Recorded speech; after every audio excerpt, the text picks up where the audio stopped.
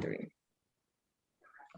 So today we're going to talk about the 6 principles, and the principles I will be discussing are free, appropriate public education, and this is where students who have disabilities are entitled to receive a public education, and their specialized needs must be met, and they are entitled to receive specialized services to meet those specialized needs, such as receiving specialized materials, specialized tools, and specialized and even specialized settings, and this is at no cost to the parents.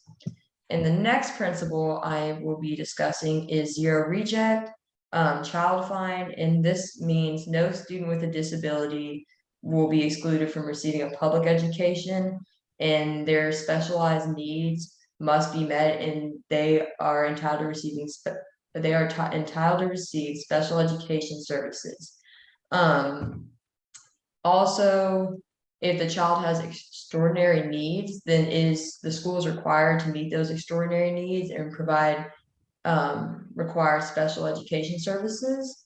If a child has serious medical conditions or AIDS even, the school is required to provide special education services, and they may not cease those services, and they cannot expel the child. The child find portion of this principle means that the school is required to identify and locate children that may need special education services.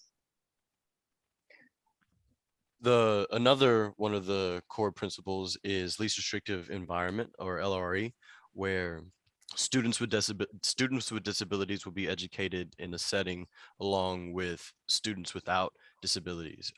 Most of the students are completely inside of the general classrooms, and some are co-teachers and some are just have one teacher classrooms, and some students with disabilities have combinations where they're inside of the general classrooms and sometimes they're in specialized classrooms, and some with complex needs will spend most of their times in specialized classrooms, but that's only if necessary.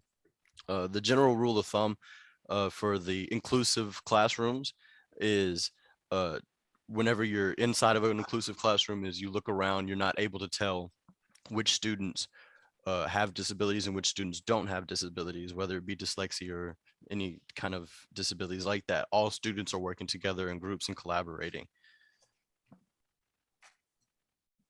The next core principle is individualized education. So this plan is designed to meet the needs of a particular student who has a disability. This plan is basically a plan made for a particular student, and teachers must follow this special plan for the students, and they had to modify their instructions for the students' plans to be met.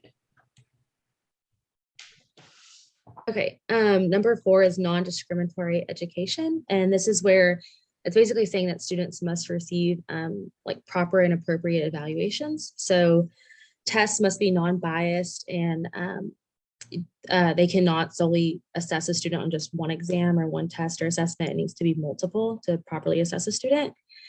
And assessments must be in the student's native language. And then something that has to be considered is the student's background and culture, and be given assessments to properly evaluate a student. And then number 5 is due process. And so this is where the procedures, there are procedures if any disagreements occur within a student's eligibility for special education, the placement of a student, or the services a student is receiving. And then there needs to be a formal court hearing to solve any disputes. And then some other, this isn't from the textbook, but from things that I've researched with this part of the principle is confidentiality of like records. So, schools can't just give records to anybody. The parents must have 100% access to their child's records. So the school cannot deny access to parents, and parents have a right to request reevaluation, and then the requirement of parental consent. So the parents must consent to any evaluations for eligibility and any services that the school deems fit to be given. And that's it.